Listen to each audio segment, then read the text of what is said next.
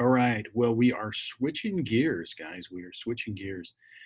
I can't tell you how important the first part is. Usually, those that have been out there, and work jobs realize how important the first portion of this is, and what I'm trying to do.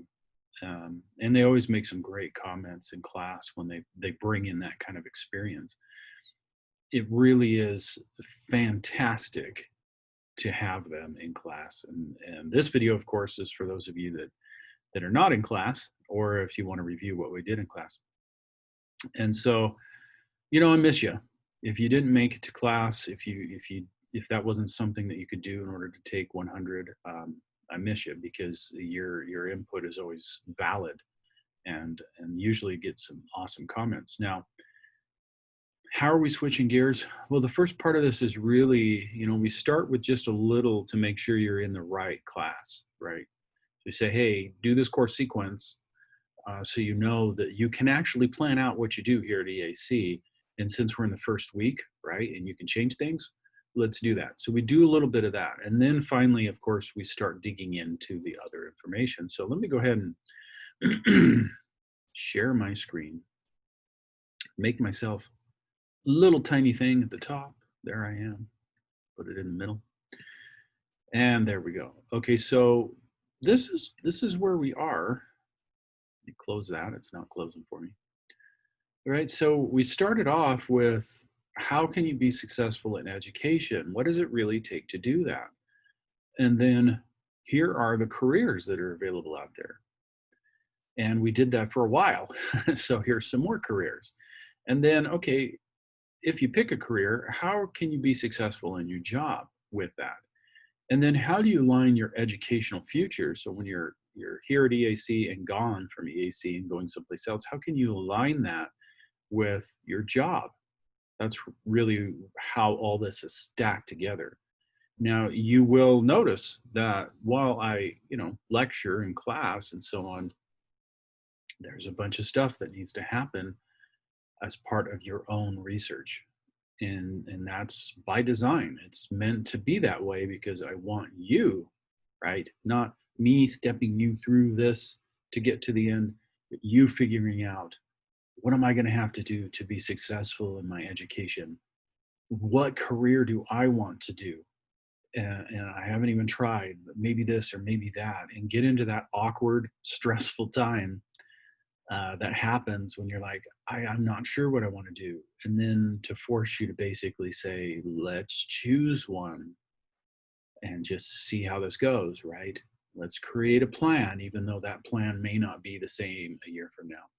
And then job success. How can I be successful in that career?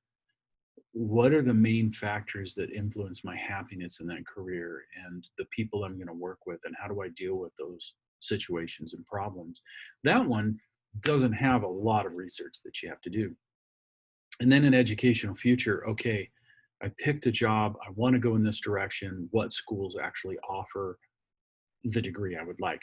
And not just, oh, the degree title looks good, but those are the classes that I want to take. And so I'm really pushing you in a situation that most students are never going to be pushed into. They get a vague idea of what they want to do. They kind of look around and say, well, I know my uncle does that, so it's probably good. And then finally, when it's time to go to college, they go, well, geez, where should I go? And usually end up making a choice rather quickly instead of actually doing any research to find out what the program is going to be about, anything like that. And so that's the value of the whole first portion of the class. Now, the next portion, this is where we cool down. This is where, yeah, you're going to do some writing, and I want to see what your thoughts are. So you're going to do a lot more thinking than writing. And I'm going to grade that pretty harshly. If you don't give me what your thoughts really are after really examining these situations that I'm going to pose to you, then you're not going to get a very good grade. By now, you should have realized that research, right? Reading, getting an idea of what you need to do for any given situation, whatever the situation here is the most important part. It's 80% of tackling any kind of um, job like this or assignment like this. And then when you sit down and actually write it, oh, okay, I can put that together because I've got enough up here that I can actually translate that to the page. So in between, so here we are in social theories. That's what I'm getting into right here. That's what I'm going to talk to you about. We start getting into the history of computers. Now, really what I do in this last portion, all about this history of computers, is we do talk about the history of computers, and we talk about some of the fascinating and interesting things that happened, which is really cool, and the people who did it, which is really cool. Uh, but I'm framing certain situations and things that happen over and over again within an organization, within society, so that this is your edge. To me, this whole last portion is the edge I'm trying to give you. You're going to go out there into the working world and you're going to find out that computer folks aren't any different than anybody else. They like to say, I'm going to keep up on things and I know the latest. And the truth is they're no different than anybody else. They like to do their little thing and they don't want anybody changing it or messing with it. That's a problem if you're in technology because things change all the time, right? You can't behave that way, but you'll see a lot of people that do. And you'll see a lot of people that just kind of keep their head down and they do what they're going to do. And I fix the PCs and that's all I'm going to do. And I do the networking and that's all I'm going to do. And you can go out and do that. There's nothing wrong with doing that. So I'm not saying that's a bad thing. It is a bad thing to put your head down and not look at the changes that happen in technology because, right, that will affect your job. And then you'll be stressed because you never looked at it. But it isn't a bad thing to say, no, I just want to be the network tech. That's what I want to do, right? That's not a bad thing. So this portion I'm giving you is all about how technology has moved in society, how it's changed things, how it's caused disruptions and caused society to change, not just in good ways, but there's always something that it's like an earthquake, there's some bad things that come along with it. And being able to understand that those things happen, they happen all the time. That's what this whole last section is about. So then that way, when you go out to work, you can see this technology moving forward. And instead of going, oh, I think that'll be cool, you'll actually have an idea of what it's going to do and how it's going to affect things. Later on, I'll use an example of VR and augmented reality and how that's going to affect things. But what am I doing really? I'm really taking history and things that affected things in the past or computer technology that affected things in the past and adapting that and saying this is probably what's going to happen with this technology because we see these patterns over and over again. So I'm going to introduce you to those patterns and be able to see what's happening. That way, if you want to be the person that's getting the better job, the person that's moving up or moving over at a higher rate, you'll be able to do that because you'll be exposed to all these things that basically I learned along the way, and you'll have them going in, right? You'll see it going in. And for the most part, I tell you guys this, but if I was in the business, I wouldn't be telling other people this, right? This was one of my edges. This is one of the things that made me successful. Because I would say, oh, it's probably going to be this, this, and this. And then, oh, lo and behold, it was that. You do that a few times and people are like, trust James. Just trust him because he knows what's going to happen. And anybody can do that if you understand what's going on. Okay, so having said all that, how do social theories fit in? Well, I found these while I was doing a master's project and really said, man, this is so much of what's behind what I know. This is like a foundation. This is this thick foundation that I didn't really ever think about. And man, I wish I would have known that. And so I was teaching 100 and I was like, this is really something that my students should have. And as far as I know, and this is the honest truth, me at EAC is the only place in the United States that's teaching this to a 100 class. This is stuff that they figure that you wouldn't do unless you were at a master's level. But really, if you're in technology, you ought to know this. You really should, and it'll make you super smart to other people. So we're going to take a look at some social theories and how they apply to computers. And that means we do have to start with just what a social theory is, but we spent a brief time on that. All right, so one of the topics I wanted to mention before we get there is technology is a disruptor. It has done disruption over and over and over again. And so Netflix is an example, iPods are an example, and one that you don't even know about, Netwear versus MT was an example. And understanding whether or not something is a fad or a total shift in what's happening is important. So what do we mean as technology as a disruptor? Well, when technology really changes and moves into a certain area of our society, it creates a ton of waves. It really massively changes things. And so if we look at iPod for an example, I was not that big into iPods, honestly, or digital music for that matter. So let me show you a first gen iPod. So let me explain to you what happened here. These devices came out around the time that Napster was big, all right? So if you don't know what the Napster thing is, Napster was a program everybody was using to share music digitally, illegally. That's what they were doing. It's true. It's exactly what was happening. And so when you really examine why, that's what social theories will help you do. The real reason why people were making this shift is because technology made it easy to do. And there was another factor. Music costs too much money.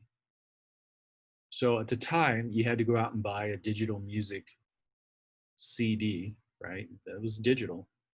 So you bought a CD that was digital music, exact replication of what it was in the studio. That's funny that everybody wants to listen to LPs now. It's like, whatever. Anyway, so you had to buy one of those CDs, and they cost between $12 to $24, and that was back in early 2000s money. Nobody wants to pay 24 bucks for some music. Nowadays, people go, well, if I'm going to pay 24 bucks, I want 24 songs, right? Like $1.99 a song. That's what I want.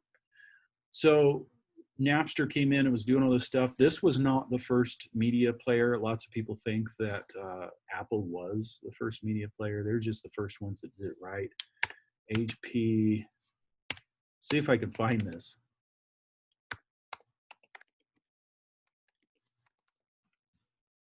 Sorry for the clackety clackety. Okay, let's see. That's MP3 player. That's what I want. There's a media player. Yeah, that is not what I'm looking for. Can I spell MP3? I'm not sure. Right, MP3.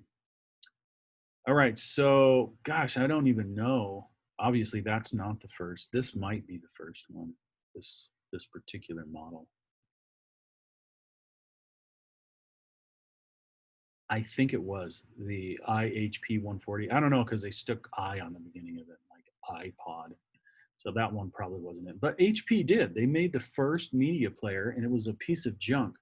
Now, I was, high and mighty into the tech world.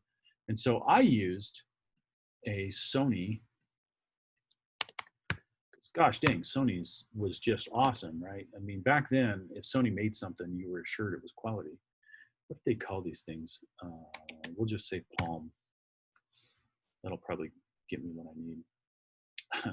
and it doesn't. Actually, this one's pretty dang close to what I had. A Sony Clay. I don't know how you pronounce that. But basically, what I had was a handheld device, smart device, and I could do tons of stuff with it, right? They called it a PDA. Now that stands for Public Display of Affection, but back then it was PDA was Portable Digital Assistant, and I had one of those, and so you could just put music on that and play music on it, and so that's what I started doing, and I soon realized that the biggest problem with that was that it was a piece of crap. It was constantly losing songs. It was constantly mixing up playlists. It was really a poor experience.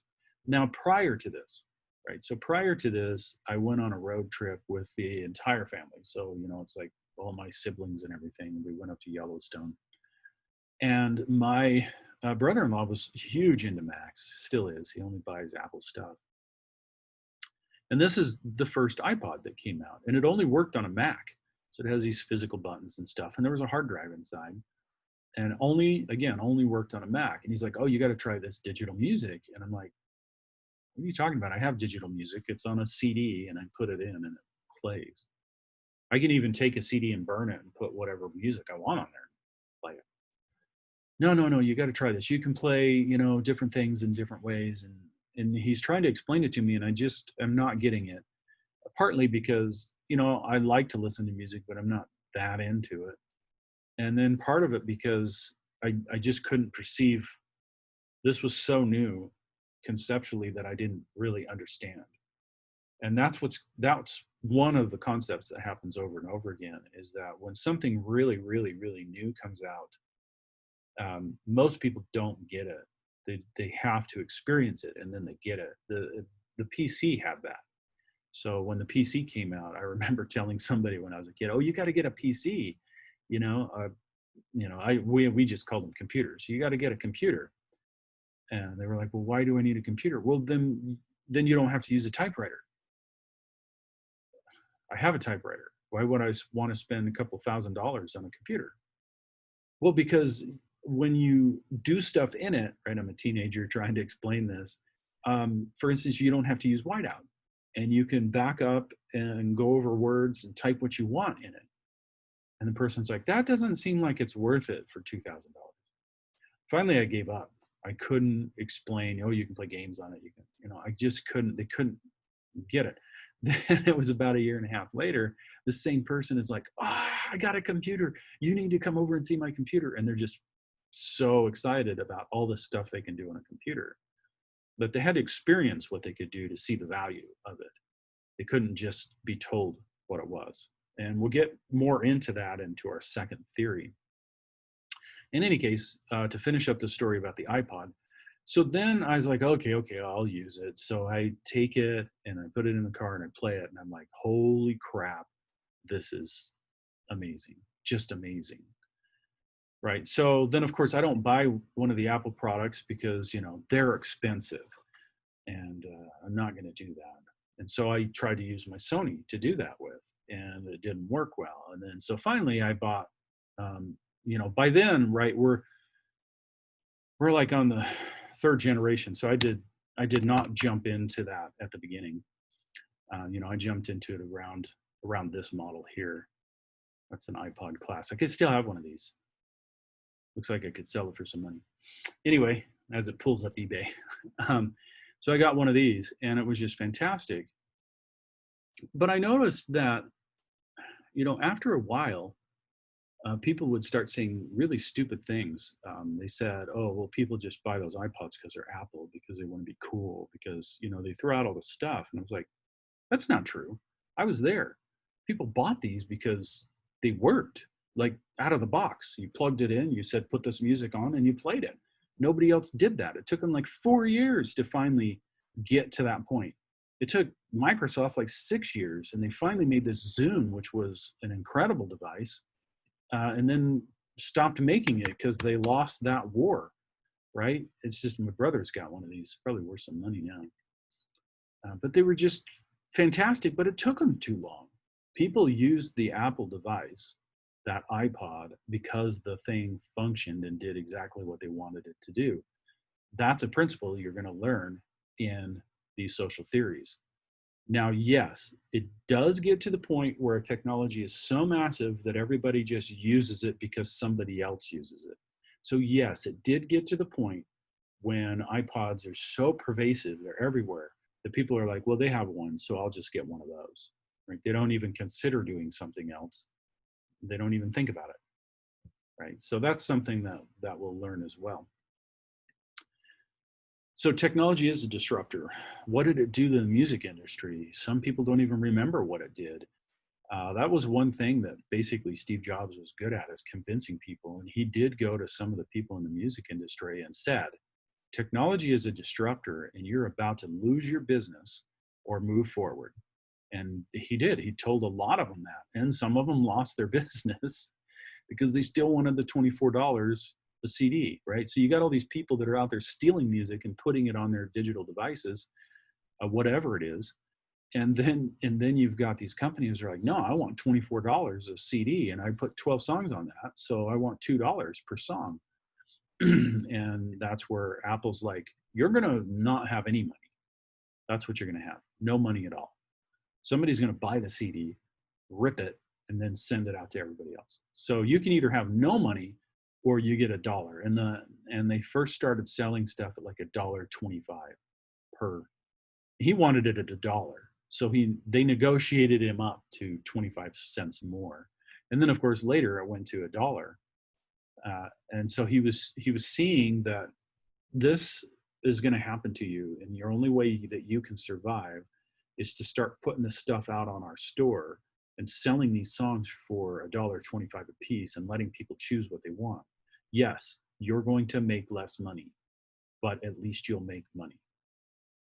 And the people that didn't do that, right, the publishing companies, or whatever they're called, the music companies that didn't do that, they disappeared. They're gone. They're like this big now. Nobody cares.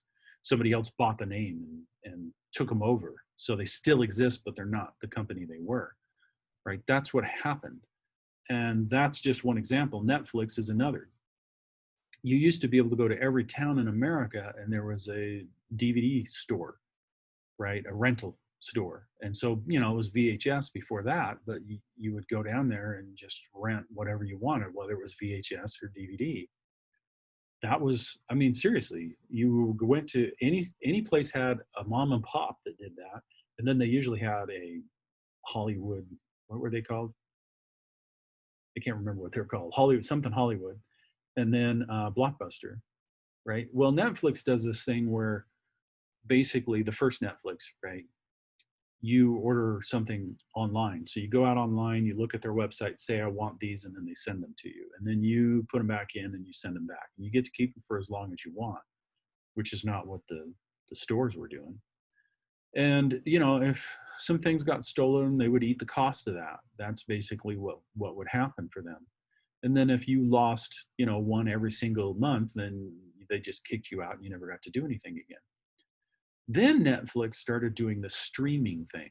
And I'm telling you, at the time, nobody could stream. You could stream the movie maybe at your workplace that paid for really fast internet, but you're not doing it at your house. That was not something that seemed like it was ever going to happen to anybody. But they started, right? I'm going to stream this. We're going to stream this. And that's about the time that Blockbuster decided, we're going to do the mail thing. Now, why did they stay away from doing the mail thing? Well, one, it's more trouble to do. Two, they're not going to get what they want, right? Netflix was basically saying, you pay this much a month, you can get as many of these as you want, or 7, or whatever their rule was. It was like double, right? You paid the same price for what Blockbuster was going to give you, except you got double what Blockbuster gave you. Or you paid half the price of what Blockbuster was going to give you, and you got the same as what Blockbuster gave you. So you paid half the price. It was interesting to watch it happen. Of course, having watched what happened with iPods, and I didn't understand at the time, right? When this started happening, just a year or so later with Netflix, I'm like, okay, this is what's going to happen. Streaming's going to get better, and the internet's going to keep getting better until everybody's streaming stuff. And if Blockbuster doesn't get on the bandwagon here and figure that out, they're going to be out of business. And that's exactly what happened. Blockbuster got into sending you DVDs about the time that Netflix was starting to stream. So they're a few years behind. And the honest truth is Blockbuster was better. Here locally, Blockbuster was right there where the GameStop is. And you just go in there and you could get whatever you wanted there and be on a monthly fee, and then also get stuff off their site and return it to them there. It was fantastic. It was wonderful. But again, too late. That they started doing that at the time they should have started streaming. And again, the whole problem was that money thing. We are not going to make as much money. And they didn't realize, yeah, but with this technology, you're not going to exist. You won't make any money. And that's exactly what happened to them. By the time they finally started streaming, it's too late. Netflix, by that time, is already saying, let's produce shows basically we are the internet, broadcasting company, right? We're just like CBS, we're like NBC, we're like ABC. And now they've grown to this huge thing. But Netflix, of course, is going to die if they don't realize what's going on, right? They're going to be cut out by ABC, are cut out by ABC, Disney, that's the same company, NBC, CBS. They're all going to have their own stuff. What's Netflix going to be left with, right? They have to jump to the next level and figure out what they're doing. So when technology comes into something, it changes how things are done and normally reduces the cost of something. That's the other effect. So again, the social thing on the bottom of all of this is the fact that money, money, money, money.